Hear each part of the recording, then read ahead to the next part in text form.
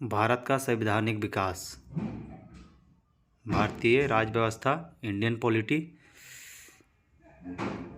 Question है, regulating act 1773 द्वारा सर्वोच्च न्यायालय की स्थापना कहाँ की गई थी? कलकत्ता में 1774 ईस्वी में। भारतीयों को भारत के प्रशासन में भाग लेने का अधिकार किस अधिनियम के द्वारा प्राप्त हुआ? चार्टर एक्ट 1833 द्वारा। भारतीय विधान परिषद को बजट पर बहस करने की शक्ति किस अधिनियम के द्वारा प्राप्त हुई? तो भारत परिषद अधिनियम 1892। केंद्रीय विधानमंडल सर्वप्रथम किस अधिनियम द्वारा द्विसदनीय बनाया गया? 1919 के भारत शासन अधिनियम द्वारा। भारत के राष्ट्रपति को अध्यादेश निर्गत करने की शक्ति मूलतः किस अधिनियम से प्रेरित है? तो भारत शासन अधिनियम 1935 से। बाकी नीचे है भारत का संवैधानिक विकास। ईस्ट इंडिया कंपनी के अंतर्गत है, एक ब्रिटिश क्राउन के अंतर्गत। तो ईस्ट इंडिया कंपनी के अंतर्गत था regulating act 1773, Pitt's India act 1784, charter act 1793, charter act 1813, charter act 1833, charter act 1853। East India Company के अंतर्गत इतना एक्ट था। फिर ब्रिटिश क्राउन के अंतर्गत था भारत शासन अधिनियम 1858, भारत परिषद अधिनियम 1861, भारत परिषद अधिनियम 1892, भारत परिषद अधिनियम 1919, भारत शासन अधिनियम 1919, भारत शासन अधिनियम 1935, भारतीय स्वतंत्रता अधिनियम 1947। आगे क्वेश्चन है, केंद्र में द्वैत शासन व्यवस्था किस अधिनियम के द्वारा लागू की गई? तो भारत शासन अधिनियम 1935। ब्रिटिश भारत में किस अधिनियम में संघीय शासन का प्रावधान था? तो भारत शासन अधिनियम 1935। अखिल भारतीय संघ स्थापित करने का प्रावधान किस अधिनियम में किया गया था? तो भारत शासन अधिनियम 1935 में किया गया था। फिर नीचे है, भारत के संविधान में केंद्र और राज्यों के मध्य किया गया शक्तियों का विभाजन भारत सरकार अधिनियम 1935 पर आधारित है। एक निर्वाचित संविधान सभा द्वारा भारत के संविधान का निर्माण करने का प्रस्ताव किसके द्वारा दिया गया था? तो दिया गया था क्रिप्स मिशन द्वारा। आगे, भारतीय संविधान सभा का गठन किसके अंतर्गत किया गया था? तो ये कैबिनेट मिशन 1946 के अंतर्गत किया गया था। कैबिनेट मिशन द्वारा प्रस्तुत योजना के अनुसार संविधान सभा में प्रांतों से प्रतिनिधियों का निर्वाचन किस अनुपात में था? तो 10 लाख की जनसंख्या पर एक सदस्य था। भारतीय संविधान का निर्माण करने वाली संविधान सभा के सदस्यों का चुनाव किसके द्वारा किया गया था? तो ये विभिन्न प्रांतों की विधानसभाओं के द्वारा किया गया था। अंतरिम सरकार वर्ष 1946। इधर सदस्य का नाम है, इधर विभाग का नाम है। तो कौन सा विभाग किसके पास था? यानी राष्ट्रमंडल संबंध तथा विदेशी मामले, ये पंडित जवाहरलाल नेहरू के पास था। गृह सूचना एवं प्रसारण, ये सरदार वल्लभ भाई पटेल के पास था। खाद्य एवं कृषि, ये डॉक्टर राजेंद्र प्रसाद। उद्योग एवं नागरिक आपूर्ति, ये जॉन मथाई हो गया। श्रम विभाग जगजीवन राम। रक्षा विभाग सरदार बलदेव सिंह। वित्त विभाग लियाकत अली खां। शिक्षा एवं कला श्री राजगोपालचारी। नीचे लिखा हुआ है, भारत शासन अधिनियम 1919 की समीक्षा करने के लिए वर्ष 1927 में साइमन कमीशन का गठन किया गया था। भारत की संविधान सभा की पहली बैठक कब हुई थी? ये 9 दिसंबर 1946 को हुआ था। भारतीय संविधान का प्रथम प्रारूप सर BN राव द्वारा तैयार किया गया था। संविधान सभा का अस्थायी अध्यक्ष किसे चुना गया था? ये डॉक्टर राजेंद्र प्रसाद को चुना गया था। संविधान सभा में पंडित नेहरू द्वारा उद्देश्य प्रस्ताव कब प्रस्तुत किया गया? तो ये VVI क्वेश्चन 13 दिसंबर 1946 को। नेहरू द्वारा प्रस्तुत उद्देश्य प्रस्ताव संविधान सभा में कब स्वीकृत हुआ? तो 22 जनवरी 1947 को। भारतीय संविधान के निर्माण काल में संविधान सभा के कुल कितने अधिवेशन हुए थे? तो इसमें 12 अधिवेशन हुआ था। भारतीय संविधान के निर्माण में संविधान सभा को कितना समय लगा? तो समय लगा था 2 वर्ष 11 महीना 18 दिन। भारतीय संविधान सभा के संवैधानिक सलाहकार कौन थे? तो BN राव था। भारत की संविधान सभा ने वर्तमान रूप में राष्ट्रीय ध्वज को कब अपनाया? तो 22 जुलाई 1947 को। संविधान सभा की प्रथम बैठक की अध्यक्षता डॉक्टर सच्चिदानंद सिन्हा, जो कि अस्थायी अध्यक्ष ने किया था। भारत का संविधान कब स्वीकार किया गया? स्वीकार किया गया 26 नवंबर 1949 को और लागू हुआ था। भारतीय संविधान पूर्णतः लागू हुआ था, ये हुआ था 26 जनवरी 1950 को। संविधान सभा 9 दिसंबर 1946 को संविधान सभा की प्रथम बैठक हुई, जिसमें डॉक्टर सच्चिदानंद सिन्हा को अस्थायी अध्यक्ष तथा 11 दिसंबर 1946 को डॉक्टर राजेंद्र प्रसाद को अस्थायी अध्यक्ष चुना गया। संविधान निर्माण का परिणाम 13 दिसंबर 1946 को पंडित जवाहरलाल नेहरू द्वारा प्रस्तुत उद्देश्य प्रस्ताव से हुआ, जिसे 22 जनवरी 1947 को सर्वसम्मति से स्वीकार कर लिया गया। 26 नवंबर 1949 को भारतीय संविधान अंगीकृत किया गया, जबकि 26 जनवरी 1950 को इसे पूर्णतः लागू किया गया।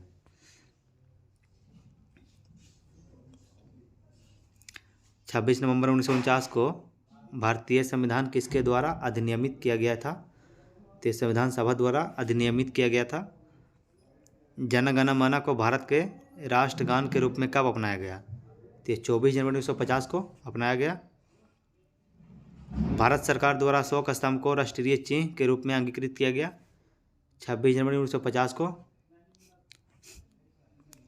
संविधान सभा की सलाहकार समिति के अध्यक्ष कौन थे? तो सरदार वल्लभ भाई पटेल थे। संविधान सभा की झंडा समिति के अध्यक्ष कौन थे? तो डॉक्टर राजेंद्र प्रसाद। तदर्थ समिति के अध्यक्ष भी डॉक्टर राजेंद्र प्रसाद। यहाँ सब समिति का अध्यक्ष है। संघ समिति के अध्यक्ष थे पंडित जवाहरलाल नेहरू। संघीय संविधान समिति के अध्यक्ष पंडित जवाहरलाल नेहरू। प्रांतीय संविधान समिति के अध्यक्ष सरदार वल्लभ भाई पटेल। प्रारूप समिति के अध्यक्ष भीमराव अम्बेडकर। मौलिक अधिकारों एवं अल्पसंख्यकों संबंधी परामर्श समिति सरदार वल्लभ भाई पटेल। प्रक्रिया नियम समिति डॉक्टर राजेंद्र प्रसाद। राज्यों के लिए समिति पंडित जवाहरलाल नेहरू। संचालन समिति डॉक्टर राजेंद्र प्रसाद। संविधान सभा के कार्यों से संबंधित समिति के अध्यक्ष कौन थे? जीबी मवलांकर। यहाँ क्वेश्चन है, डॉक्टर BR अम्बेडकर की अध्यक्षता में संविधान सभा की प्रारूप समिति में 6 अन्य सदस्य N Gopalaswami Ayyangar, doctor KM Munshi, BM Mitra. बाद में इनके स्थान पर N माधवराव, अलादी कृष्णा स्वामी अय्यर, सैयद मोहम्मद सदुल्ला तथा DP खेतान। बाद में इनके स्थान पर TT कृष्णाचारी। आगे क्वेश्चन है, संविधान सभा ने डॉक्टर भीमराव अम्बेडकर की अध्यक्षता में प्रारूप समिति का गठन 29 अगस्त 1947 को किया था।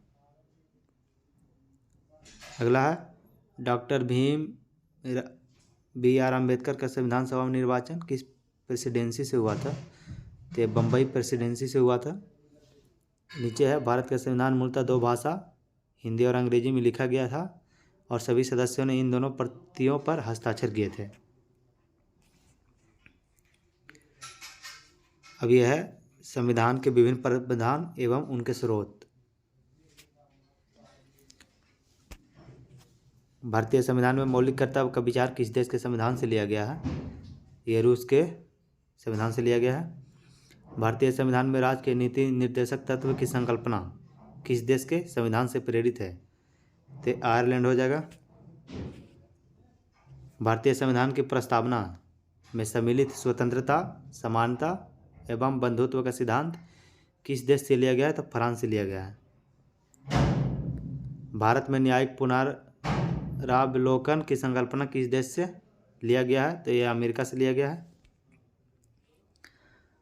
भारतीय संविधान एक विशेष संविधान सभा द्वारा निर्मित एवं लिखित संविधान है। इस दृष्टिकोण से भारतीय संविधान अमेरिकी संविधान के समतुल्य है। भारतीय संविधान में संवैधानिक संशोधन का प्रावधान किस देश से लिया गया है? तो यह दक्षिण अफ्रीका से लिया गया है। भारत के संविधान में सम्मिलित आपातकालीन उपबंध किस देश के संविधान से प्रेरित है? तो जर्मनी। शक्तिशाली केंद्र के साथ भारत की संघात्मक व्यवस्था किस देश के संविधान से प्रेरित है? संघात्मक या संघीय व्यवस्था ये कनाडा से लिया गया है। भारत के संविधान में सम्मिलित समवर्ती सूची किस देश से ली गई है? ऑस्ट्रेलिया से लिया गया है। भारतीय संविधान में निहित विधि द्वारा स्थापित प्रक्रिया किस देश के संविधान से लिया गया है, यानी ग्रहण की गई है? तो जापान से। भारतीय संविधान में मूल कर्तव्य का प्रावधान किस देश के संविधान से प्रेरित है? तो मूल कर्तव्य या मौलिक कर्तव्य रूस से लिया गया है। भारतीय संविधान में संसदीय विशेषाधिकार की संकल्पना किस देश के संविधान पर आधारित है? ब्रिटेन पर आधारित है। भारत के संविधान में सम्मिलित मूल अधिकार किस देश से लिया गया है, यानी संवैधानिक प्रावधानों से प्रेरित है या लिया गया है? बात एक ही है, तो अमेरिका से लिया गया है। अब यहाँ देखिए किस किस देश से कौन कौन से शब्द लिया गया है। एक प्रस्तावना का शब्द हो गया, और जिसे हम भारत के लोग हैं। दूसरा मूल अधिकार, तीसरा स्वतंत्र न्यायपालिका, चौथा न्यायिक पुनर्वलोकन, पाँचवा सर्वोच्च न्यायालय एवं उच्च न्यायालय के न्यायाधीशों के पद से हटाए जाने की प्रक्रिया, छठा राष्ट्रपति का महाभियोग, सातवां जनहित याचिका, 8 नंबर है न्यायिक पुनरावलोकन प्रणाली, 9 नंबर है उपराष्ट्रपति के पद, 10 नंबर यथोचित विधि प्रक्रिया। ये सब अमेरिका से लिया गया है। विधि का शासन, संसदीय शासन प्रणाली, एकल नागरिकता, 4 नंबर है द्विसदनीय व्यवस्था, फिर अगला है विधि निर्माण प्रक्रिया, फिर छठा सर्वाधिक मत के आधार पर चुनाव जीत का निर्णय, 7 नंबर है विधायिका में अध्यक्ष पद की भूमिका, 8 नंबर संसदीय विशेषाधिकार। ये सब कहाँ से लिया गया? ब्रिटेन से लिया गया है। ये सबसे वीवीआई क्वेश्चन है। संविधान संशोधन की प्रक्रिया, राज्यसभा के सदस्यों का निर्वाचन, ये दक्षिण अफ्रीका से लिया गया है। कनाडा से लिया गया है। सशक्त केंद्र के साथ संघीय व्यवस्था। दूसरा नंबर शक्तियों का वितरण तथा अपशिष्ट शक्ति का केंद्र में निहित होना। तीसरा नंबर केंद्र द्वारा राज्यों में राज्यपाल की नियुक्ति। चौथा नंबर उच्चतम न्यायालय का परामर्शी न्याय निर्णयन। 5 नंबर संघात्मक विशेषता है। ये सब कनाडा से लिया गया है।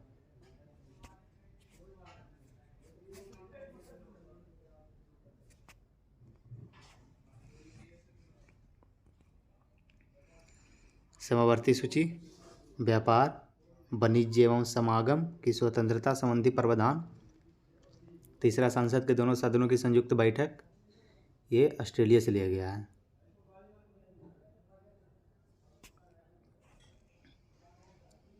राज्य के नीति निर्देशक तत्व हो गया राष्ट्रपति की निर्वाचन पद्धति, राज्यसभा में सदस्यों का नामांकन, ये आयरलैंड से लिया गया है। गणतंत्रात्मक व्यवस्था, स्वतंत्रता, समानता एवं बंधुत्व का सिद्धांत, ये फ्रांस से लिया गया है। आगे है मूल कर्तव्य प्रस्तावना में सामाजिक, आर्थिक एवं राजनीतिक न्याय का आदर्श, ये लिया गया है रूस से। आपातकाल के समय मूल अधिकारों का स्थगन, ये जर्मनी से लिया गया है। विधि द्वारा स्थापित प्रक्रिया जापान से लिया गया है। भारतीय संविधान में विधि निर्माण प्रक्रिया ब्रिटेन से, जबकि विधि द्वारा स्थापित प्रक्रिया जापान से लिया गया है। ऊपर में लिखा है अधिकरण भाग कितना में है, तो ये 14 में है। भाग 15 में निर्वाचन है, भाग 18 में आपात उपबंध है, और भाग 20 में संविधान संशोधन। भारतीय संविधान के भाग है। भाग 1 में है संघ और उसका राज्य क्षेत्र, जो अनुच्छेद 1 से 4 में है। नागरिकता है दूसरा नंबर, भाग 2 में नागरिकता है, ये अनुच्छेद 5 से 11 में है।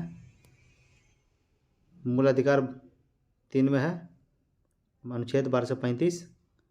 राज्य के नीति निर्देशक तत्व है 4 में अनुच्छेद 3651। मूल कर्तव्य 4 के क में है, ये अनुच्छेद 51 के क या 51 के ए।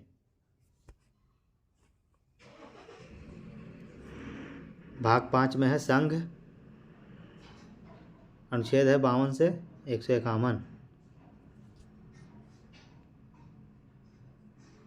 52 से 151 है। 6 नंबर है राज्य, अनुच्छेद 152 से 237। भाग 7 में है पहली अनुसूची के भाग ख के राज्य संविधान 7वां संशोधन अधिनियम 1956 की धारा 29 और अनुसूची द्वारा निर्देशित अनुच्छेद 238 में। केंद्र शासित प्रदेश भाग 8 में है, ये अनुच्छेद है 239 से 242। पंचायती भाग 9 में अनुच्छेद 243 के 243 के न। नगर पालिका 9 के क में है और ये अनुच्छेद है 243 के त से 243 के या छ तक।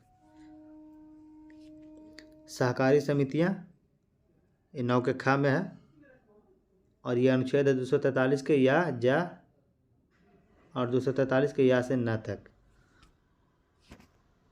अनुसूची 10 में है, भाग 10 में अनुच्छेद 244 से 244 के क। 11 नंबर भाग संघ और राज्यों के मध्य संबंध, अनुच्छेद 245 से 263। भाग 12 में वित्त, संपत्ति, संविदाएं और बाद, अनुच्छेद है 264 से 300 के। भाग 13 में है भारत के राज्य क्षेत्र के भीतर व्यापार, वाणिज्य एवं समागम, अनुच्छेद 301 से 307 में है। भाग 14 के ए में है संघ और राज्यों के अधीन सेवाएं, अनुच्छेद 308 के 323। अधिकरण भाग 14 में है अनुच्छेद 323 के क से 323 के ख तक। निर्वाचन भाग 15 में है अनुच्छेद 324 से 329 के क। भाग 16 में है कुछ वर्गों के संबंध में विशेष उपबंध, अनुसूचित जातियों, अनुसूचित जनजातियों, पिछड़े वर्गों एवं आंग्ल भारतीयों के संबंध में विशेष उपबंध, 330 से 342 अनुच्छेद। भाग 17 में है राजभाषा, अनुच्छेद 343 से 351। भाग 18 में आपात उपबंध है, अनुच्छेद 352 से 360 तक। भाग 19 में प्रकीर्ण है, 361 से 367 तक। भाग 20 में संविधान संशोधन 368। भाग 21 में है अस्थायी संक्रमणकालीन और विशेष उपबंध, 369 से 392। भाग 22 में है संक्षिप्त नाम, प्रारंभ, हिंदी में प्राधिकृत पाठ और निरसन, अनुच्छेद 393 395। भारतीय संविधान के भाग 11 का अध्याय 1 संघ और राज्य के मध्य विधायी संबंधों को दर्शाता है। भारतीय संविधान में अनुसूचियाँ, भारत के मूल संविधान में कुल कितनी अनुसूचियाँ हैं? तो 8 है, वर्तमान में 12 है। अनुसूचियाँ थी तो 8 थी, वर्तमान में 12 है। भारतीय संघ में नए राज्य के गठन का प्रावधान किस अनुसूची में किया गया है? तो प्रथम अनुसूची में किया गया है। भारतीय संविधान की प्रथम अनुसूची राज्य का नाम तथा उसके राज्य क्षेत्र का विवरण प्रदान करती है। भारतीय संविधान में 9वीं अनुसूची को किस संविधान संशोधन के माध्यम से जोड़ा गया है? तो प्रथम संविधान संशोधन 1951 में जोड़ा गया था। भारत के संविधान किस अनुसूची में विभिन्न राज्यों में अनुसूचित क्षेत्रों के प्रशासन और नियंत्रण के लिए विशेष उपबंध है? तो 5वीं हो गया। अनुसूचियों का संक्षिप्त विवरण है इसमें, पहले ऊपर वाला देख लेते हैं। कुछ क्वेश्चन है यहाँ। सरकारों द्वारा शुल्क एवं कर लगाने का अधिकार संविधान की किस अनुसूची में उल्लिखित है? तो 7वीं अनुसूची में है। राज्य भूमि सुधार अधिनियम को संवैधानिक सुरक्षा प्रदान करने हेतु इसे किस अनुसूची में सम्मिलित किया गया? तो 9वीं अनुसूची में सम्मिलित किया गया। अगला VVI क्वेश्चन है, 10वीं अनुसूची को 52वें संविधान संशोधन अधिनियम 1985 द्वारा संविधान में जोड़ा गया था तथा 91वें संविधान संशोधन अधिनियम 2003 द्वारा इसमें संशोधन किया गया और इसे दल बदल विरोधी कानून भी कहा जाता है। अंग्रेजी, जो कि भारत में बोली जाने वाली एक प्रमुख भाषा है, परंतु इसे संविधान की 8वीं अनुसूची में शामिल नहीं किया गया। एकमात्र यही भाषा है जिसे सम्मिलित नहीं किया गया 8वीं अनुसूची में। अनुसूचियों का संक्षिप्त विवरण।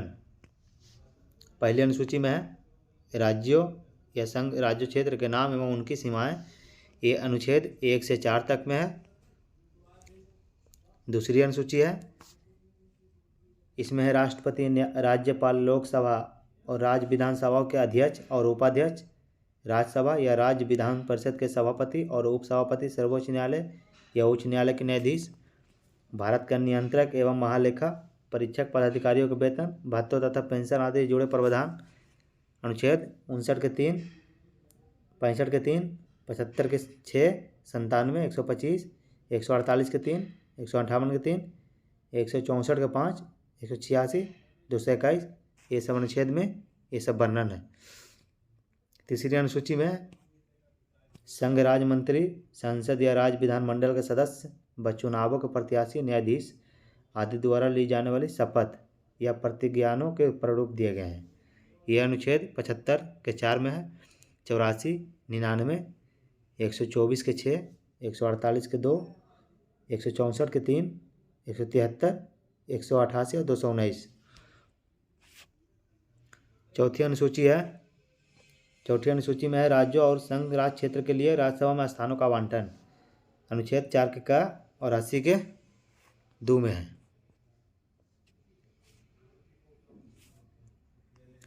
पांचवी अनुसूची है अनुसूचित क्षेत्र एवं जनजातियों के प्रशासन तथा नियंत्रण से जुड़े प्रावधान।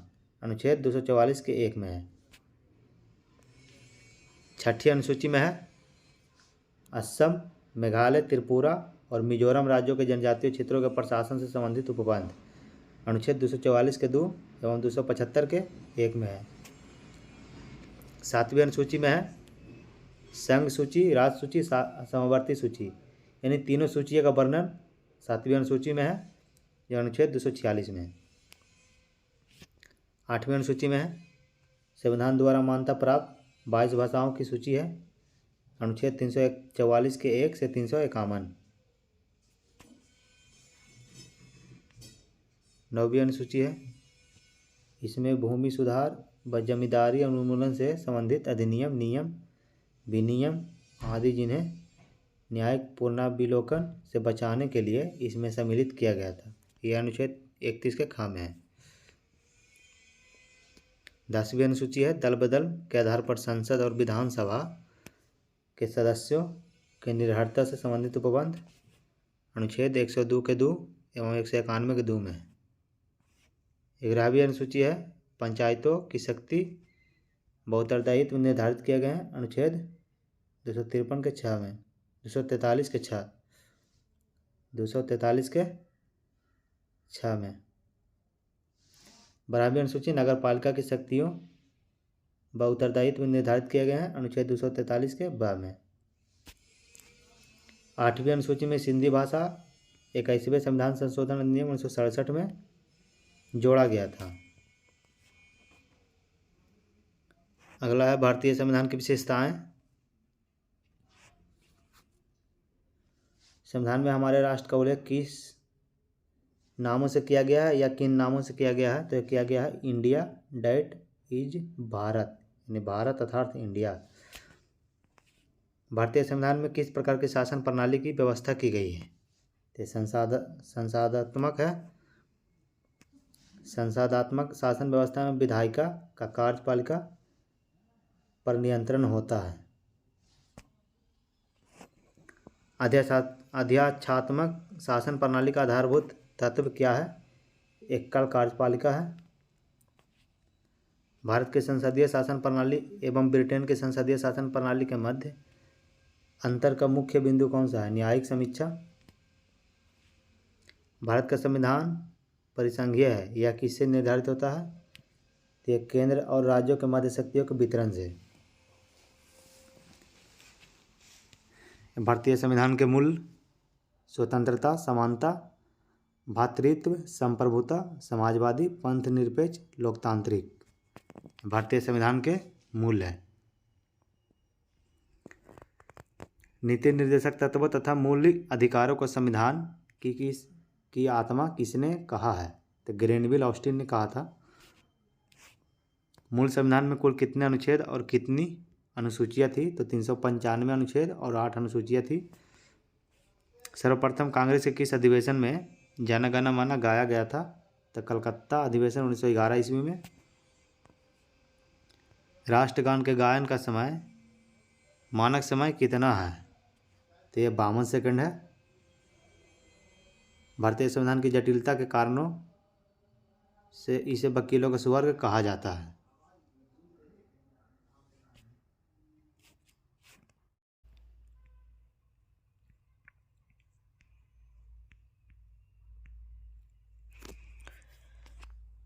भारतीय संविधान अधिक कठोर तथा अधिक लचीले के मध्य एक अच्छा संतुलन स्थापित करता है।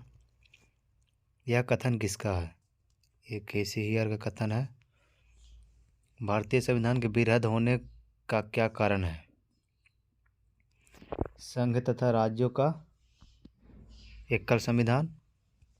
भारतीय संविधान अंशतः कठोर और अंशतः लचीला है। अपनी राष्ट्रवादी प्रतिक्रिया में भारतीय संविधान के निर्माताओं ने अल्पसंख्यकों के हितों तथा भावनाओं के महत्व को कम करके आंका है। यह कथन किसका है? आइवर जेनिंग्स का है। भारत अर्धसंघात्मक राज्य है, यह किसने कहा था? केसी हियर ने कहा था। भारत में राजनीतिक सत्ता का प्रमुख स्रोत कौन है? जनता। कोई भी संविधान कितना भी अच्छा क्यों ना हो, यदि उसे क्रियान्वित करने वाले बुरे व्यक्ति हैं तो संविधान भी बुरा हो जाएगा। यह कथन किसका है? तो भीमराव अंबेडकर का है। संविधान को संघात्मकता के तंग ढांचे में नहीं ढाला गया। यह किसने कहा था? डॉक्टर भीमराव अंबेडकर ने बोले थे। भारत की स्वतंत्रता के बाद भारतीय राष्ट्रीय कांग्रेस को एक राजनीतिक दल के रूप में भंग कर दिया जाना चाहिए। यह सुझाव किसने दिया था? यह महात्मा गांधी ने दिया था।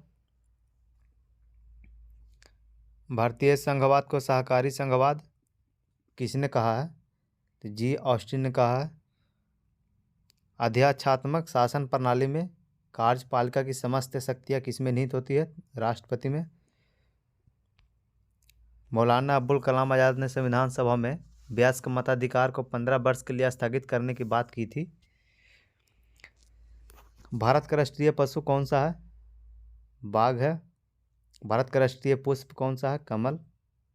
भारत का राष्ट्रीय पक्षी कौन सा है? मोर। भारत का राष्ट्रीय ध्वज के चक्र में कितनी तिलियां हैं? 24 तिल्ली हैं। एस.आर. बोम्मई बनाम भारत संघवाद 1994 में उच्चतम न्यायालय ने कहा भारतीय संविधान एक परिसंघात्मक संविधान है। 7वीं अनुसूची का प्रमुख विषय पर चर्चा करेंगे हम लोग। भारतीय संविधान के अंतर्गत सिविल प्रक्रिया संहिता किस सूची का विषय है? समवर्ती सूची का विषय है। जनसंख्या नियंत्रण और परिवार नियोजन तथा आपराधिक मामले भारतीय संविधान की समवर्ती सूची में सम्मिलित है। शिक्षा किस सूची का विषय है? ये समवर्ती सूची का विषय है। शिक्षा प्रारंभ में राज्य सूची का विषय था। इसे 42वें संविधान संशोधन 1976 में समवर्ती सूची में स्थानांतरित किया गया था। भूमि सुधार किस सूची के अंतर्गत शामिल है? भूमि सुधार राज्य सूची के अंतर्गत है। रेलवे पुलिस किस सूची का विषय है? राज्य सूची का है। तीनों सूचियों से संबंधित प्रमुख विषय है। संघ सूची में कौन आते हैं? राज्य सूची में कौन आते हैं? समवर्ती सूची में कौन आते हैं? तो संघ सूची में प्रतिरक्षा, विदेशी मामले, नागरिकता, संचार या डाक तार, निगम कर या सेवा कर, युद्ध और शांति, सीमा शुल्क व निर्यात शुल्क, बीमा, प्रत्यार्पण, शेयर बाजार, अंतर्राष्ट्रीय संधि और करार, रेलवे, मुद्रा या रिजर्व बैंक, समुद्री व हवाई मार्ग, विदेशी ऋण या विदेशी व्यापार, लॉटरी, आयकर, कृषि से भिन्न, जनगणना, डाकघर, बचत बैंक, स्टॉक एक्सचेंज, ये सब संघ सूची में आते हैं।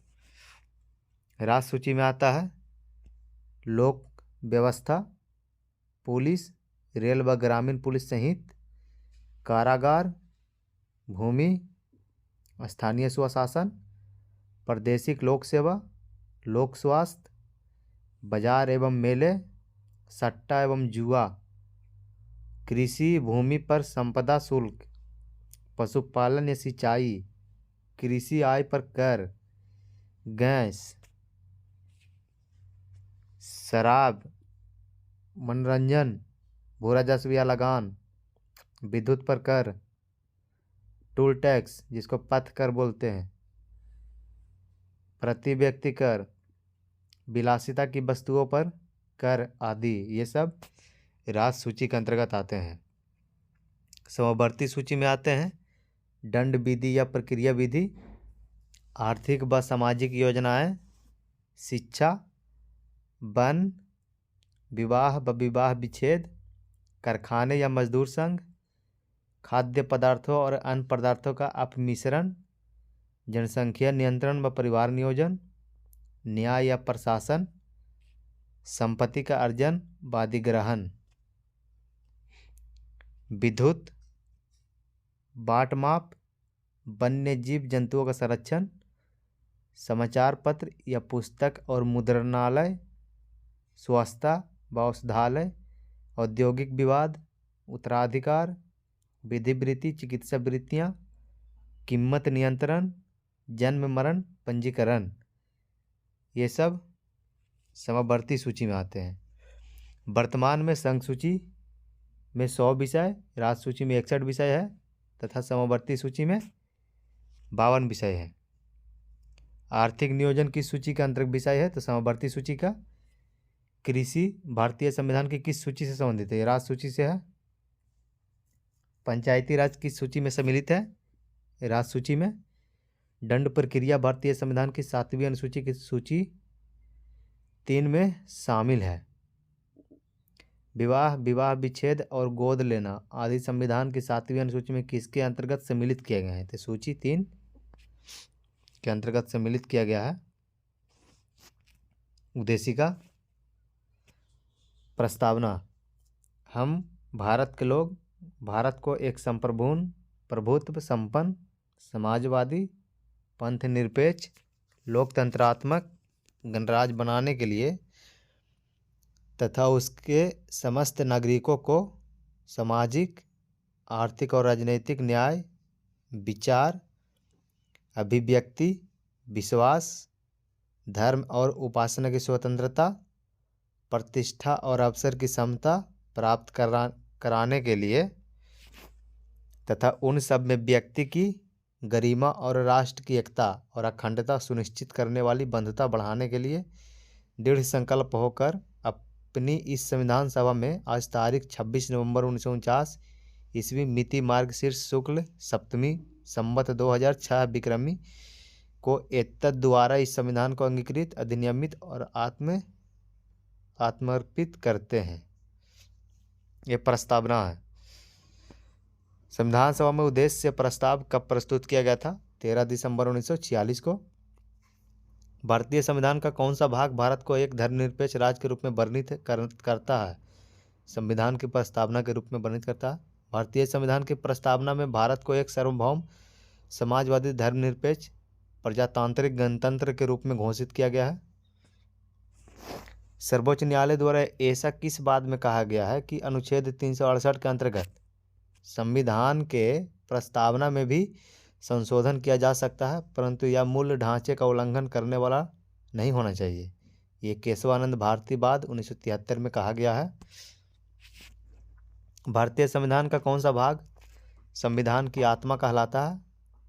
ये उद्देशिका। कल्याणकारी राज का उद्देश्य अधिकतम जनसंख्या के लिए अधिकतम कल्याण सुनिश्चित करना। भारत एक गणतंत्र है, इसका क्या अर्थ है? भारत में वंशानुगत शासन नहीं है, इसका अर्थ यही है। भारत के संदर्भ में धर्मनिरपेक्ष शब्द का सही भाव क्या है? तो भारत में राज्य का कोई धर्म नहीं है। उद्देशिका में सम्मिलित सामाजिक, आर्थिक व राजनीतिक न्याय के तत्व किससे संबंधित है? तो 1917 की रूसी क्रांति से। उच्चतम न्यायालय ने किस बात में यह धारणा प्रस्तुत की? उद्देशिका संविधान का अभिन्न अंग है। एस.आर. बोमाई बनाम यूनियन ऑफ इंडिया में सभी व्यक्ति पूर्णता और समान रूप से मानव है, यह सिद्धांत जाना जाता है सार्वभौमिकता का। भारत में लौकिक सार्वभौमिकता है क्योंकि संविधान की प्रस्तावना आरंभ होती है हम भारत के लोक शब्दों से। लोक कल्याण शब्द भारत के संविधान की उद्देशिका में नहीं है, बल्कि यह राज्य के नीति निर्देशक तत्वों का भाग है। किस संशोधन के द्वारा भारतीय संविधान की उद्देशिका में संशोधन किया गया था? तो 42वें संविधान संशोधन 1976 में हुआ था। भारतीय संविधान के प्रस्तावना में जिन आदर्शों एवं उद्देश्यों की रूपरेखा दी गई है उनका विस्तार कहाँ है? तो मूल अधिकारों, राज्य के नीति निर्देशक सिद्धांतों एवं मौलिक कर्तव्य का अध्याय में। राज्य का सबसे महत्वपूर्ण तत्व क्या है? संप्रभुता। समाजवादी, अखंडता तथा पंथ निरपेक्ष शब्द संविधान की प्रस्तावना में किस संशोधन द्वारा सम्मिलित किए गए हैं? तो यह 42वें संविधान संशोधन 1976 में सम्मिलित किया गया है। उद्देशिका को राजनीतिक जन्मपत्री की संज्ञा किसने प्रदान की? के.एम. मुंशी ने। प्रस्तावना संविधान का अंग नहीं है, उच्चतम न्यायालय ने यह मत किस बाद में व्यक्त किया था? तो बेरुवारी संघ मामले में वर्ष 1960 में। संविधान निर्माण में महत्वपूर्ण भूमिका निभाने वाले संविधान सभा के सदस्य सर अलादी कृष्णा स्वामी अय्यर के अनुसार संविधान की प्रस्तावना हमारे दीर्घकालिक सपनों का विचार है। फिर यहाँ नीचे क्वेश्चन है, गोलकनाथ बनाम पंजाब राज्य के मामले में न्यायमूर्ति एम हिदायतुल्ला ने उद्देशिका को संविधान की मूल आत्मा कहा है। यहाँ संघ एवं राज्य क्षेत्र यूनियन एंड टेरिटरी अनुच्छेद 1 के 3 भारत के राज्य क्षेत्र में निम्न क्षेत्र शामिल होंगे। पहला राज्यों के राज्य क्षेत्र, दूसरा संघ राज्य क्षेत्र, तीसरा ऐसे अन्य राज्य क्षेत्र जो अर्जित किए जाएं। भारतीय संघ के अंतर्गत किसी राज्य को सम्मिलित करने का अधिकार किसे प्राप्त है? संसद को। संविधान के प्रथम अनुच्छेद के अनुसार भारत होगा राज्यों का संघ। अनुच्छेद 1 में कहा गया है भारत में कितने राज्य एवं संघीय प्रदेश है? तो 28 राज्य 8 संघीय प्रदेश हैं, जिसमें राष्ट्रीय राजधानी क्षेत्र भी सम्मिलित है। लोकसभा में केंद्र शासित प्रदेश के लिए अधिकतम कितनी सीटें आरक्षित है? तो इसमें 20 सीट है। 2 पृथक केंद्र शासित प्रदेश के रूप में जम्मू कश्मीर का विभाजन कब हुआ था? 31 अक्टूबर 2019 को हुआ था। संघ एवं इसके राज्य क्षेत्रों से संबंधित अनुच्छेद विषय वस्तु है। अनुच्छेद 1 में है संघ क्षेत्र का नाम, 2 में है नए राज्यों के प्रवेश अथवा स्थापना का संसद का अधिकार, तीसरा में है नए राज्यों की स्थापना तथा वर्तमान राज्यों के क्षेत्रफल, सीमा अथवा नामों में परिवर्तन। अनुच्छेद 4 में है कहता है अनुच्छेद 2 एवं 3 के अंतर्गत बनाए गए कानून जिनके द्वारा पहली तथा चौथी अनुसूची एवं पूरक अनुसांगिक एवं अनुवर्ती मामलों में संशोधन किया जा सके। इसमें क्षेत्रीय परिषद है। तो भारत में क्षेत्रीय परिषद 5।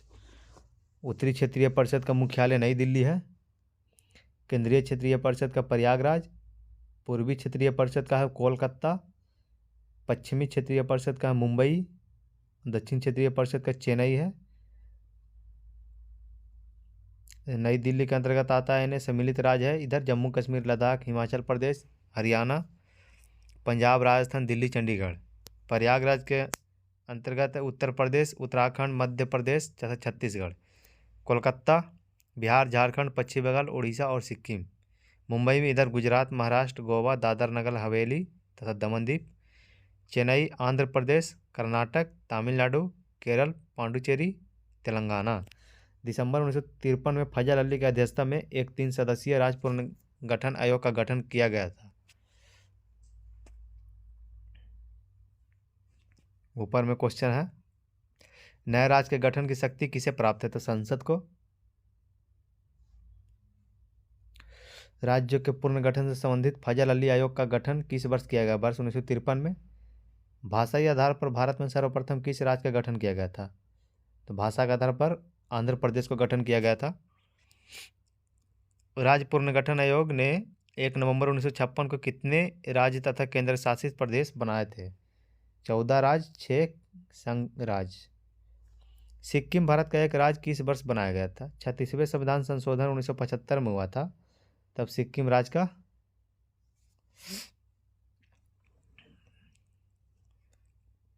भारत में केंद्र शासित प्रदेश का प्रशासन किसके द्वारा किया जाता है? तो ये राष्ट्रपति के द्वारा किया जाता है। जूनागढ़ रियासत को जनमत संग्रह के आधार पर भारत में मिलाया गया था। हैदराबाद को रियासत को सैन्य कार्यवाही के द्वारा भारत में शामिल किया गया था। और जम्मू कश्मीर को रियासत के शासक ने पाकिस्तानी सेना एवं कावायालियों के आक्रमण से सुरक्षा सुनिश्चित करने हेतु भारत के साथ विलय पत्र पर हस्ताक्षर करके कश्मीर को भारत में सम्मिलित किया गया था। पहले के विशेष राज्यों को राज्य का दर्जा। असम को विशेष राज्य का दर्जा 1969 में मिला था। हिमाचल प्रदेश को 1971, मेघालय 1972, सिक्किम 1975-76, अरुणाचल प्रदेश 1986-87, नागालैंड 1969, मणिपुर 1972, त्रिपुरा 1972, मिजोरम 1986-87 देता है। भारत का 28 राज्य व 8 केंद्र शासित प्रदेश है। राजस्थान का राजधानी जयपुर, मध्य प्रदेश का भोपाल, महाराष्ट्र का मुंबई, उत्तर प्रदेश का लखनऊ, गुजरात का गांधीनगर, कर्नाटक का बेंगलुरु, आंध्र प्रदेश का हैदराबाद, उड़ीसा का भुवनेश्वर, छत्तीसगढ़ का रायपुर, तमिलनाडु का चेन्नई, बिहार का राजधानी पटना, पश्चिम बंगाल का कोलकाता, अरुणाचल प्रदेश का ईटानगर, झारखंड का रांची, असम का दिसपुर, हिमाचल प्रदेश का शिमला या धर्मशाला, उत्तराखंड का देहरादून, पंजाब का चंडीगढ़, हरियाणा का चंडीगढ़, केरल का तिरुवनंतपुरम, मेघालय का शिलांग, मणिपुर का इम्फाल, मिजोरम का आइजोल, नागालैंड का कोहिमा, त्रिपुरा का अगरतला, सिक्किम का गंगटोक, गोवा का पणजी, तेलंगाना का हैदराबाद। कौन कौन से राज्य में कौन कौन से भाषा बोला जाता है, इसका इधर दिया है।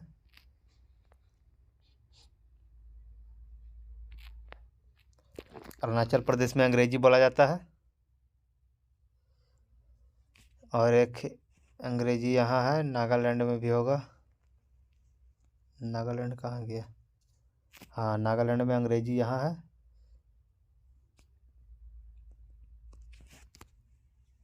गोवा में कोंकणी भाषा बोला जाता है।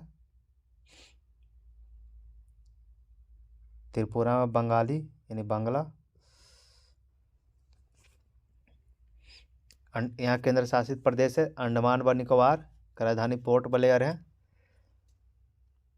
चंडीगढ़ का राजधानी चंडीगढ़, दादर नगर हवेली तथा दमन द्वीप का दमन, दिल्ली का नई दिल्ली, लक्षद्वीप का कवारती, पुदुचेरी का पुदुचेरी, जम्मू कश्मीर का श्रीनगर या जम्मू, लद्दाख का लेह।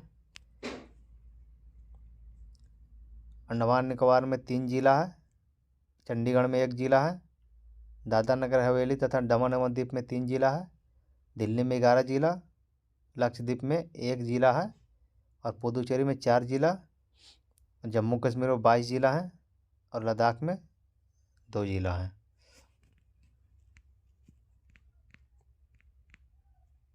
नागरिकता। भारतीय नागरिकता प्राप्ति हेतु 5 प्रकार का। पहला जन्म से, दूसरा आप वंशाधिकार द्वारा, तीसरा पंजीकरण द्वारा आप प्राप्त कर सकते हैं भारत की नागरिकता, चौथा देशीयकरण द्वारा, पांचवा भूमि के अर्जन द्वारा। भारतीय संविधान किस प्रकार की नागरिकता प्रदान करता है? तो भारत संविधान है जो एकल नागरिकता प्रदान करता है। संयुक्त राज्य अमेरिका ने दोहरी नागरिकता के सिद्धांत को अपनाया है। अमेरिका में कैसी नागरिकता है, क्वेश्चन पूछेगा तो दोहरी नागरिकता है। नागरिक संशोधन अधिनियम 2019 में किन देशों के हिंदू, बौद्ध, सिख, जैन, पारसी तथा ईसाई नागरिकों को भारत की नागरिकता प्रदान करने का प्रावधान है? तो पाकिस्तान, बांग्लादेश, अफगानिस्तान। भारतीय नागरिक की नागरिकता किस आधार पर समाप्त हो सकती है? परित्याग के आधार पर, पर्यावासन तथा वंचना के आधार पर। भारत से बाहर लगातार कितने वर्षों तक रहने पर भारतीय नागरिकता समाप्त हो जाती है? तो 7 वर्ष। प्रवासी भारतीय दिवस कितने समयांतराल पर मनाया जाता है? तो प्रति 2 वर्ष पर मनाया जाता है। यहाँ नागरिकता से संबंधित प्रमुख अनुच्छेद है। अनुच्छेद 5 में संविधान लागू होने के समय नागरिकता। 6 में पाकिस्तान से भारत को प्रवचन करने वाले व्यक्तियों को नागरिकता का अधिकार। 7 है पाकिस्तान से प्रवर्जित व्यक्तियों का नागरिकता अधिकार। 8 नंबर भारतीय मूल के वैसे लोगों को नागरिकता अधिकार जो भारत के बाहर रह रहे हैं। जिस व्यक्ति ने स्वेच्छा से विदेशी नागरिकता प्राप्त कर ली है उसकी भारतीय नागरिकता समाप्त मान ली जाएगी। 10 में है नागरिकता संबंधी अधिकारों की निरंतरता।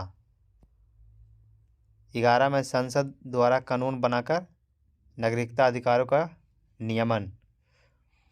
लक्ष्मीमल सिंघवी समिति किससे संबंधित है? बहुत वीवीआई क्वेश्चन है, ये दोहरी नागरिकता से है। किसी व्यक्ति द्वारा भारतीय बैंक में धन जमा करके भारत की नागरिकता नहीं प्राप्त की जा सकती है। भारतीय संविधान में एकल नागरिकता का प्रावधान किस देश से लिया गया है? तो ये ब्रिटेन से लिया गया है। भारतीय मूल के व्यक्ति का कार्ड धारक भारत में नहीं खरीद सकता है कृषि भूमि। इसमें है NRI, PIO एवं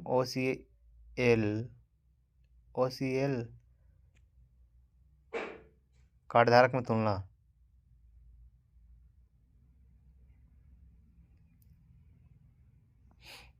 परिभाषा।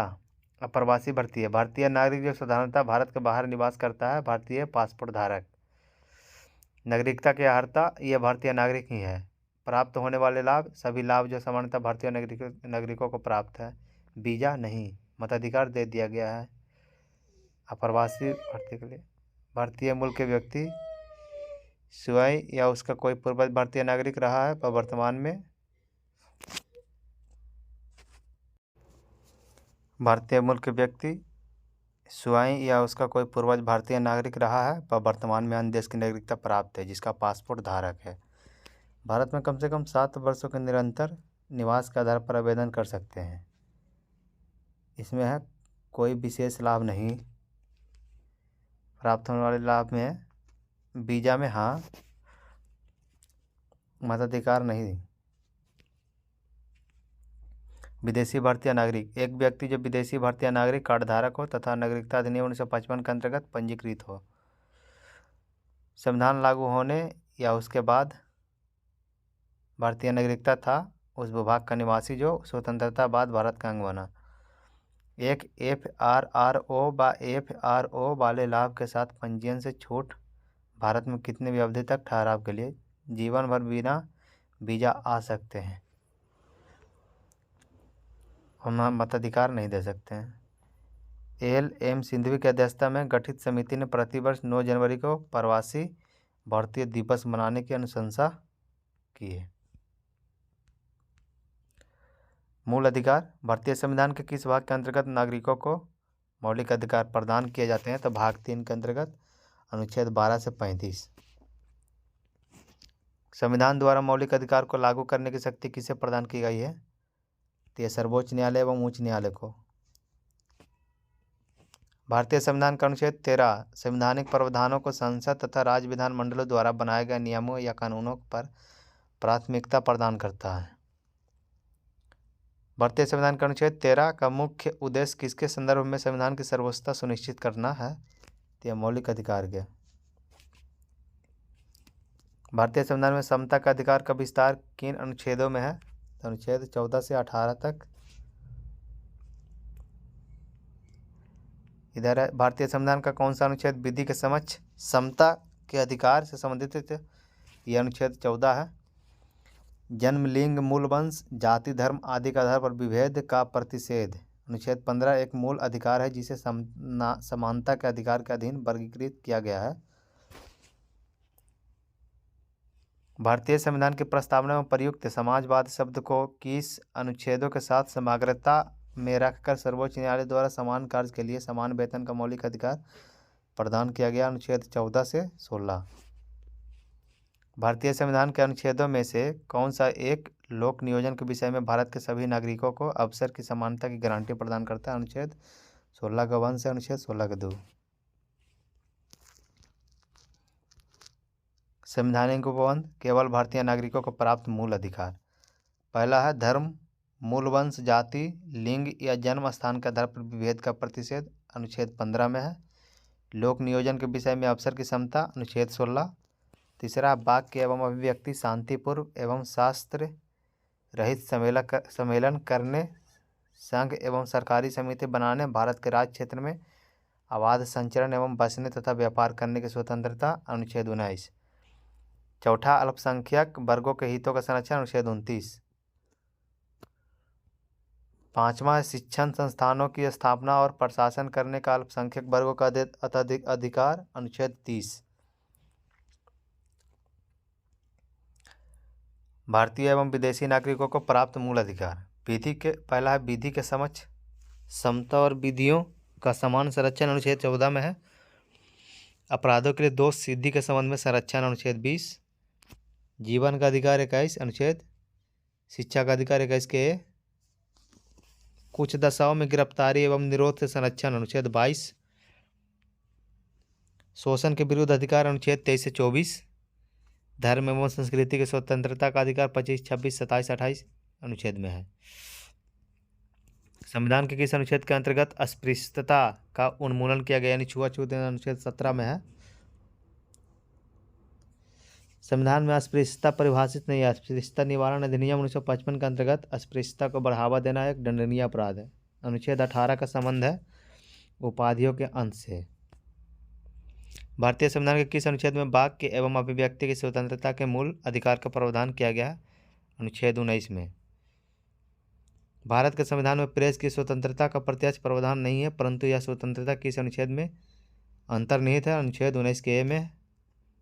भारतीय संविधान में आर्थिक समानता के मौलिक अधिकार में सम्मिलित नहीं है।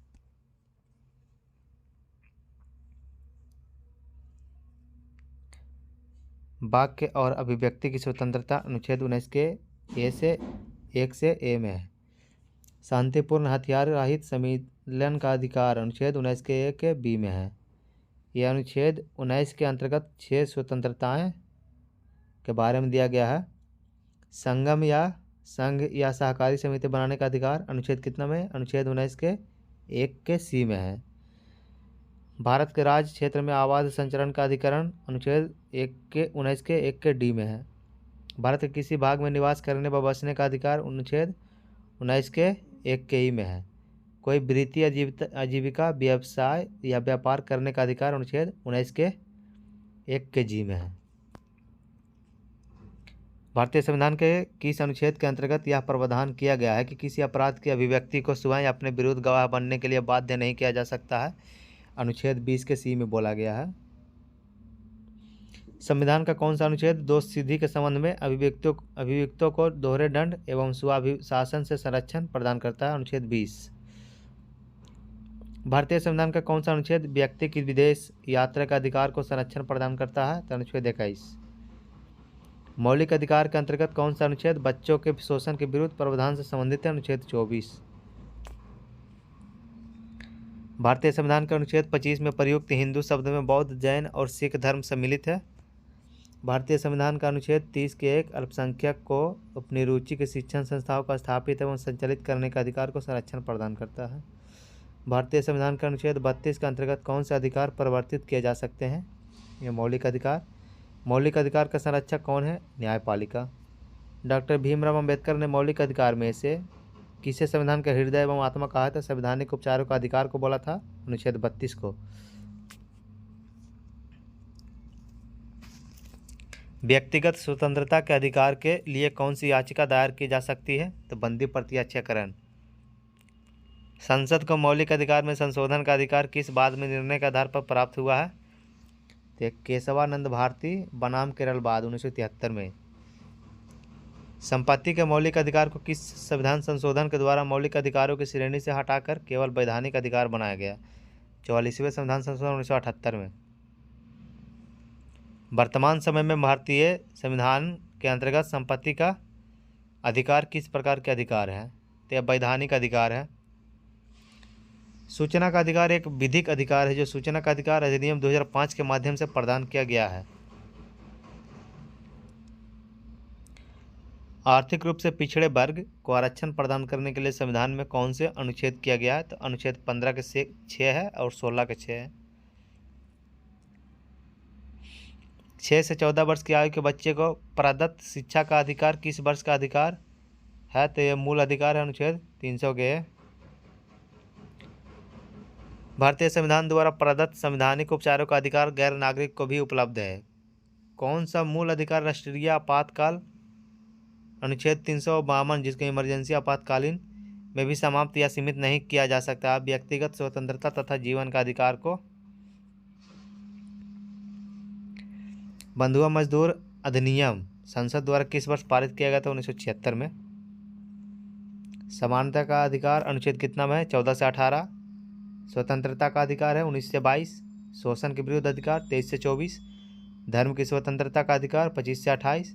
संस्कृति और शिक्षा संबंधी अधिकार अनुच्छेद 29 से 30 में है। संवैधानिक उपचारों का अधिकार अनुच्छेद 32 में है। अनुच्छेद 26 के अंतर्गत सभी धर्मावलंबियों को धार्मिक संस्था की स्थापना व धार्मिक कार्यों के प्रबंधन का अधिकार प्राप्त है। राज्य के नीति निर्देशक तत्व है इसमें।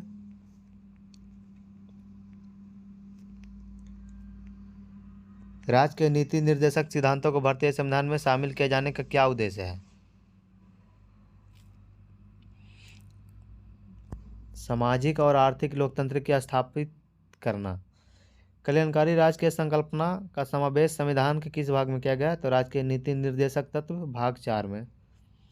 भारतीय संविधान में किसके अंतर्गत पंचायती राज प्रणाली की व्यवस्था की गई है? तो राज्य के नीति निर्देशक सिद्धांतों के अंतर्गत। समान आचार संहिता राज्य के नीति निर्देशक तत्वों का भाग नहीं है, किंतु समान नागरिक संहिता नीति निर्देशक तत्व का नीति निर्देशक तत्व है। नीति निर्देशक सिद्धांत बाध्य योग्य नहीं है। इसका ऊपर का क्वेश्चन देख लेते हैं। यहाँ संविधान के किस अनुच्छेद में उद्योग के प्रबंधन में कर्मकारों की भागीदारी का प्रावधान किया गया है? अनुच्छेद 43 के क। भारत के संविधान में सामान्य कार्य के लिए समान वेतन का अधिकार का प्रावधान कहाँ किया गया है? यह किया गया है राज्य के नीति निर्देशक सिद्धांत में किया गया है। पुरुष और स्त्रियां दोनों का सामान्य कार्य के लिए समान वेतन राज्य के नीति निर्देशक तत्वों में निहित है। राज्य के नीति निर्देशक सिद्धांत में कौन सा अनुच्छेद अंतर्राष्ट्रीय शांति और सुरक्षा के समर्थन से संबंधित है? यह अनुच्छेद 51 है।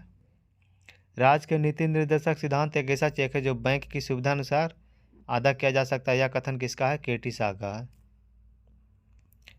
नीति निर्देशक तत्व से संबंधित महत्वपूर्ण अनुच्छेद। अनुच्छेद 36 में कह रहा है नीति निर्देशक तत्वों के संदर्भ में राज्य की परिभाषा। अनुच्छेद 37 में है न्यायालय द्वारा परिवर्तनीय न होना। अनुच्छेद 38 लोक कल्याण की अभिवृद्धि के लिए सामाजिक व्यवस्था बनाना। अनुच्छेद 38 के 2 में है आय की असमानताओं को कम करने का प्रयास करना। अनुच्छेद 39 के में है 39 के क में है निःशुल्क विधि सहायता उपलब्ध कराना। 39 के ख में है समुदाय के भौतिक संसाधनों का स्वामित्व व नियंत्रण इस प्रकार हो जिससे सामूहिक हितों की सर्वोत्तम रूप में प्राप्ति हो। 39 के घ में है पुरुष एवं स्त्रियों दोनों का सामान्य कार्य के लिए समान वेतन। 39 के अड़ा में है पुरुष और स्त्री कर्मकारों के स्वास्थ्य व शक्ति का तथा बालकों की सुकुमार अवस्था का दुरुपयोग न हो। अनुच्छेद 40 में है ग्राम पंचायतों का गठन। अनुच्छेद 41 में कुछ दशाओं में काम, शिक्षा व लोक सहायता पाने का अधिकार। अनुच्छेद 42 में है काम के न्याय संगत एवं मानवोचित दशाएं तथा प्रसूति सहायता। अनुच्छेद 43 कर्मकारों के लिए निर्वाह मजदूरी आदि। नीचे है मूल अधिकार कानूनी रूप से मान्य है, जबकि नीति निर्देशक तत्व नैतिक एवं राजनीतिक मान्यता प्राप्त है।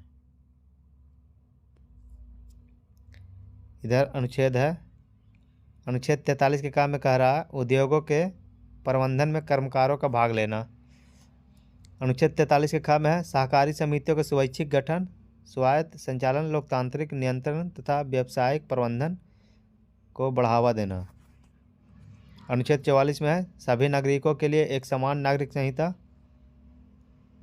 अनुच्छेद 44 में है। अनुच्छेद 45 में है 6 वर्ष से कम आयु के बच्चे के लिए निःशुल्क व अनिवार्य शिक्षा का प्रावधान। अनुच्छेद 46 है एससी दुर्बल वर्गों के शैक्षिक व आर्थिक हितों की अभिवृद्धि। अनुच्छेद 47 में है पोषाहार स्तर और जीवन स्तर तथा लोक स्वास्थ्य में सुधार तथा हानिकारक नशीले पदार्थों के उपभोग पर प्रतिबंध। अनुच्छेद 48 गायों, बछड़ों तथा अन्य दुधारू पशुओं के वध पर प्रतिबंध एवं उनकी नस्लों में सुधार के प्रयास। अनुच्छेद 48 में और है कृषि और पशुपालन में आधुनिक और वैज्ञानिक प्रणालियों का प्रयोग करना। अनुच्छेद 48 के काम में है पर्यावरण का संरक्षण व संवर्धन और वन तथा वन जीवों की रक्षा। अनुच्छेद 49 में राष्ट्रीय महत्व के कलात्मक या ऐतिहासिक अभिरुचि वालों स्मारकों या स्थानों या वस्तुओं का संरक्षण करना। अनुच्छेद 50 कार्यपालिका से न्यायपालिका का पृथक्करण। अनुच्छेद 51 में है अंतर्राष्ट्रीय शांति और सुरक्षा की अभिवृद्धि। मूल कर्तव्य है किस देश के संवैधानिक प्रावधानों से प्रभावित होकर भारतीय संविधान में मूल कर्तव्यों को सम्मिलित किया गया है। तो ये पूर्व सोवियत संघ रूस। भारतीय संविधान के किस भाग में मौलिक कर्तव्य उल्लिखित है? भाग 4 के ए में। स्वर्ण समिति ने संविधान में 8 मूल कर्तव्य को जोड़े जाने का सुझाव दिया था, लेकिन 42वें संविधान संशोधन अधिनियम 1976 द्वारा 10 मूल कर्तव्यों को जोड़ा गया। भारतीय संविधान में मूल कर्तव्य किस समिति की अनुशंसा पर शामिल किया गया? तो सरदार स्वर्ण समिति 1976 में गठित हुआ था। भारतीय संविधान में 11वें मूल कर्तव्य को किस संशोधन द्वारा जोड़ा गया? तो 86वें संविधान संशोधन 2002 में जोड़ा गया था। मूल कर्तव्य को मुख्यतः किन 2 वर्गों में रखा जाता है? नैतिक कर्तव्य तथा नागरिक कर्तव्य। मूल्य कर्तव्य के अंतर्गत स्वतंत्रता संग्राम के उच्च आदर्शों का समान कौन सा कर्तव्य माना जाता है? नैतिक कर्तव्य माना जाता है। प्राकृतिक पर्यावरण एवं वन्य जीव संरक्षण भारतीय नागरिकों को मूल कर्तव्य में से एक है। राष्ट्रीय महत्व का स्थानों और स्मारकों की रक्षा करना मौलिक कर्तव्य नहीं है, बल्कि राज्य के नीति निर्देशक तत्व का अंग है। महिलाओं के सम्मान के लिए कुप्रथाओं का त्याग करना प्रत्येक भारतीय नागरिक का कर्तव्य है। यह किस अनुच्छेद में वर्णित है? तो अनुच्छेद 51 के 5 में। मूल कर्तव्य किन पर लागू होते हैं? केवल नागरिकों पर लागू होता है। सर्वोच्च न्यायालय के मुख्य न्यायाधीश PN भगवती 1985-86 को जनहित याचिका का जनक कहा जाता है। यहाँ ऊपर क्वेश्चन है, नागरिकों के लिए 11 मौलिक कर्तव्य है। पहला है संविधान का पालन करें और उसके आदर्शों, संस्थाओं, राष्ट्रध्वज और राष्ट्रगान का आदर करें। सेकंड नंबर है स्वतंत्रता के लिए हमारे राष्ट्रीय आंदोलन को प्रेरित करने वाले उच्च आदर्शों को हृदय में सजाएं रखें और उनका पालन करें। तीसरा में है भारत की संप्रभुता, एकता और अखंडता की रक्षा करें और उसे अक्षुण्ण रखें। 4 नंबर है देश की रक्षा करें और हानि किए जाने पर राष्ट्र की सेवा करें। 5 नंबर है भारत के सभी लोगों में समरसत्ता और समान भ्रातृत्व की भावना का निर्माण करें, जो धर्म, भाषा और प्रदेश या वर्ग आधारित सभी भेदभाव से परे हो। ऐसी प्रथाओं का त्याग करें जो स्त्रियों के सम्मान के विरुद्ध है।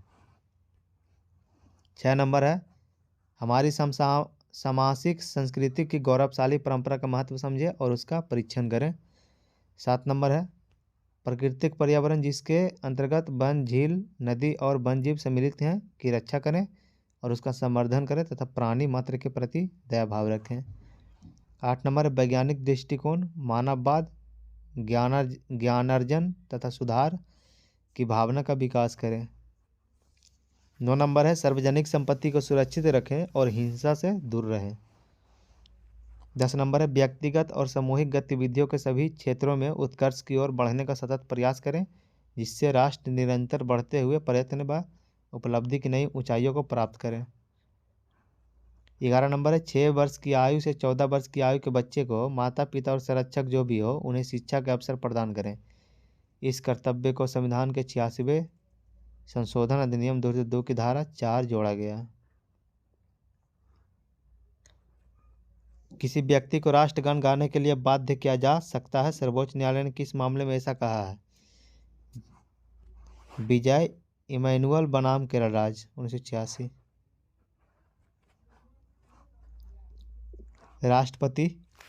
राष्ट्रपति पद की अर्हताएं अनुच्छेद 58 में है। भारत का नागरिक न्यूनतम आयु 35 वर्ष की आयु में बन सकता है राष्ट्रपति। अगला है लोकसभा का सदस्य निर्वाचित होने की योग्यता रखता है, किसी लाभ के पद पर न हो। भारत में राष्ट्रपति का निर्वाचन किस प्रकार होता है? अप्रत्यक्ष मतदान से, अनुपातिक प्रतिनिधित्व से, एकल संक्रमणीय मत पद्धति द्वारा। यह बहुत VVI क्वेश्चन है, ये हमेशा एग्जाम में पूछा जाता है। भारत के राष्ट्रपति के चुनाव में मतदान कौन करता है? राज्यसभा, लोकसभा और विधान सभा के निर्वाचित सदस्य रहते हैं। भारत के राष्ट्रपति उम्मीदवार के प्रस्ताव का अनुसमर्थन कम से कम कितने सदस्यों द्वारा किया जाता है? तो 50 निर्वाचक रहते हैं। भारत में राष्ट्रपति का चुनाव एकल हस्तांतरणीय मत प्रणाली द्वारा किया जाता है। राष्ट्रपति के निर्वाचन में किसी राज्य का मुख्यमंत्री किस स्थिति में मतदान करने के लिए पात्र नहीं होगा? यदि वह राज्य विधानमंडल में उच्च सदन का सदस्य हो। कौन राष्ट्रपति के निर्वाचक मंडल का तो भाग है, परंतु वह उसके महाभियोग में भाग नहीं लेता? तो राज्यों की विधानसभा। संसद अथवा विधानसभा का कोई सदस्य राष्ट्रपति निर्वाचित हो सकता है, परंतु उस पर क्या शर्त है? निर्वाचित होने के उपरांत उसे अपनी सदस्यता छोड़नी होगी। अगला है संसद के लिए राष्ट्रपति का अभिभाषण कौन तैयार करता है? तो केंद्रीय मंत्रिमंडल। राष्ट्रपति की मृत्यु, पदत्याग अथवा हटाए जाने पर पद की रिक्ति को 6 माह की समय सीमा के भीतर भरना होता है। भारत के राष्ट्रपति चुनाव में उत्पन्न विवाद का निपटारा कौन करता है? सर्वोच्च न्यायालय। भारत के राष्ट्रपति उसके कार्यकाल की समाप्ति से पूर्व यानी पहले किस प्रकार पद से हटाया जा सकता है? तो महाभियोग द्वारा।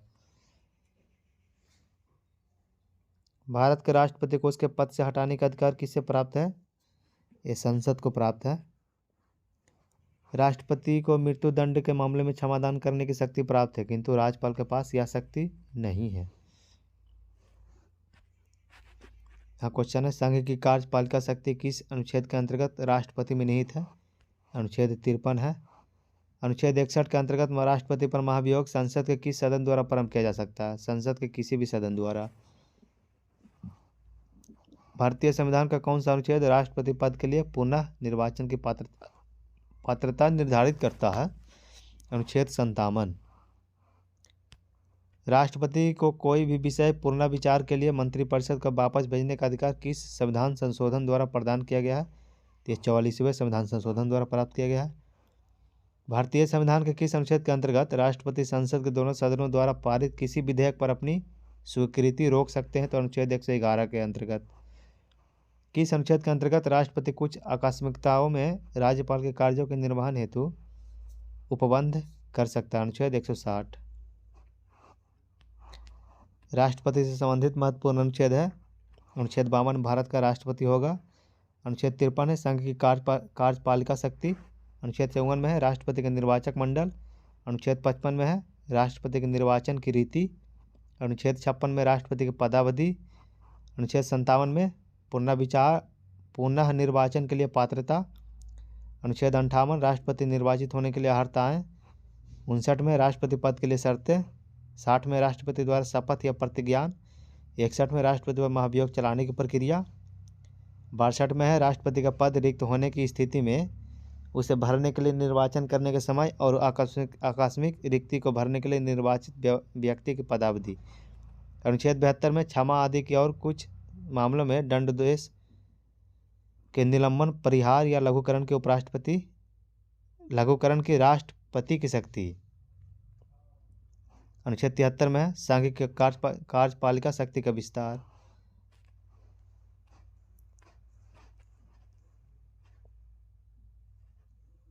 उपराष्ट्रपति तक है यहाँ इसमें।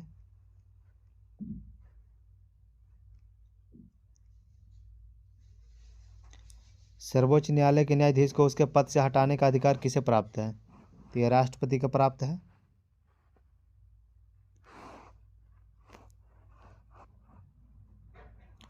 भारतीय संविधान का अनुच्छेद 143 राष्ट्रपति को उच्चतम न्यायालय से परामर्श करने की शक्ति प्रदान करता है।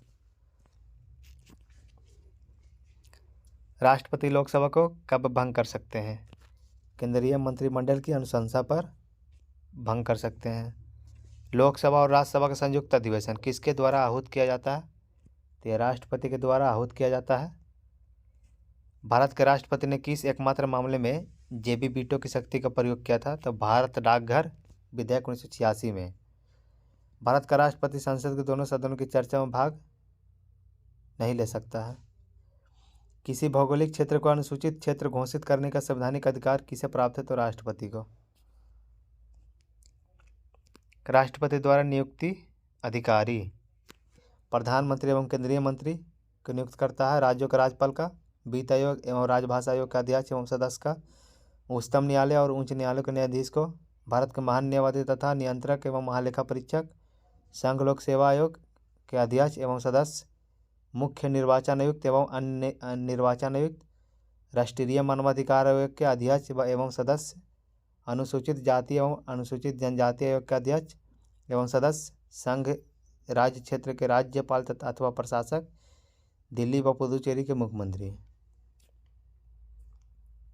वर्तमान में राष्ट्रपति का मासिक वेतन कितना है? 5 लाख। यदि भारत के राष्ट्रपति का पद रिक्त हो जाए और कोई उपराष्ट्रपति भी न हो तो कार्यवाहक राष्ट्रपति कौन होगा? सर्वोच्च न्यायालय का मुख्य न्यायाधीश। वह राष्ट्र का प्रतिनिधित्व करता है परंतु राष्ट्र का नेतृत्व नहीं करता। यह उक्ति किस पर लागू होती है? तो भारत के राष्ट्रपति पर।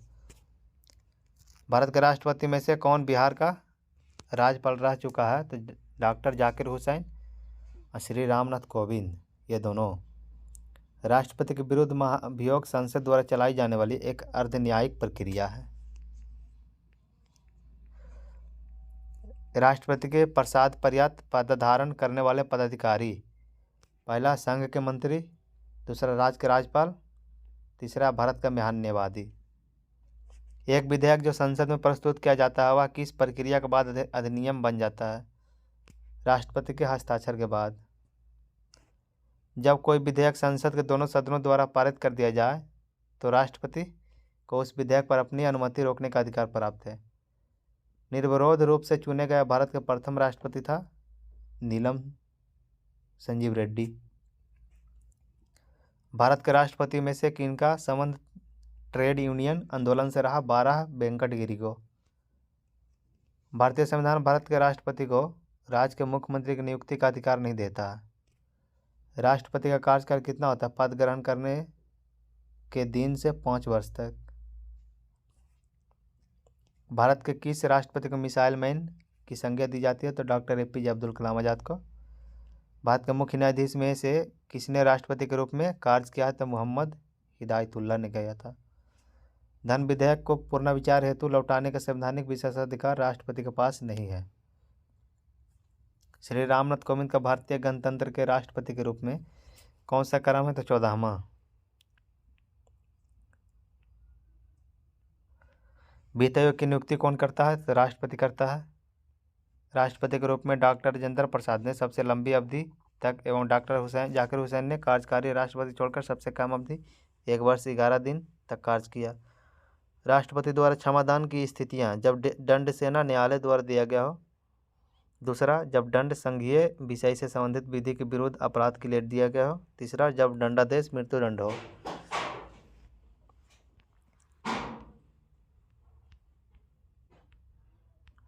उपराष्ट्रपति। भारत के उपराष्ट्रपति के लिए निर्वाचक मंडल में कौन कौन सम्मिलित है? संसद के दोनों सदनों के सभी निर्वाचित एवं मनोनीत सदस्य। वो भारत के उपराष्ट्रपति को पद से हटाने संबंधी प्रस्ताव संसद के किस सदन में लाया जाता है? केवल राज्यसभा में लाया जाता है। राष्ट्रपति के निर्वाचन के समान ही उपराष्ट्रपति के निर्वाचन से संबंधी सभी विवादों के समाधान का अधिकार उच्चतम न्यायालय को प्राप्त है तथा उसका निर्णय अंतिम होता है। राज्यसभा का सभापति कौन होता है? तो राष्ट्रपति होता है। उपराष्ट्रपति से संबंधित अनुच्छेद 63 में भारत के लिए एक उपराष्ट्रपति का प्रावधान है। 64 में है उपराष्ट्रपति का राज्यसभा का पद सभापति होना। 65 में उपराष्ट्रपति द्वारा राष्ट्रपति के पद में आकस्मिक रिक्तियों अथवा उसकी अनुपस्थिति में राष्ट्रपति के कर्तव्य का निर्वहन। अनुच्छेद 66 है उपराष्ट्रपति का निर्वाचन। 67 में उपराष्ट्रपति का कार्यकाल। 68 में उपराष्ट्रपति के पद की रिक्ति की पूर्ति के लिए चुनाव का समय निर्धारण तथा आकस्मिक रिक्ति की पूर्ति के लिए चुने गए व्यक्ति का कार्यकाल। 69 नंबर है उपराष्ट्रपति द्वारा शपथ या प्रतिज्ञान। 70 में अन्य आकस्मिकताओं में राष्ट्रपति के कर्तव्य का निर्वहन। 71 है उपराष्ट्रपति के चुनाव संबंधी अथवा उससे संबंधित विषय। राष्ट्रपति तथा उपराष्ट्रपति पद की तुलना। राष्ट्रपति लोकसभा सदस्य बनने की योग्यता रखता हो। तीसरा नंबर है राष्ट्रपति के निर्वाचक मंडल में संसद के दोनों सदनों तथा राज्य विधानसभाओं के निर्वाचित सदस्यों के साथ साथ दिल्ली एवं पुदुचेरी की विधानसभा के निर्वाचित सदस्य भी शामिल होते हैं।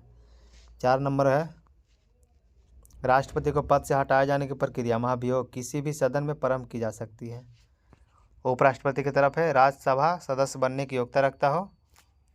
उपराष्ट्रपति के निर्वाचक मंडल में संसद के दोनों सदनों के सभी सदस्य मनोनीत एवं निर्वाचित शामिल होते हैं। इसमें राज्यों के विधानमंडल के सदस्य शामिल नहीं होते हैं। वो 4 नंबर है उपराष्ट्रपति को पद से हटाने वाला प्रस्ताव केवल राज्यसभा में ही प्रस्तुत किया जा सकता है। यहाँ से क्वेश्चन है भारत के उपराष्ट्रपति पहला डॉक्टर सर्वपल्ली राधाकृष्णन 1952 से 62 में बने थे। दूसरा जाकिर हुसैन 1962 से 67। 12 वेंकट गिरी 1967 से 69। श्री गोपाल स्वरूप पाठक 1969 से 74। श्री बी.डी. जत्ती 1974 से 1979।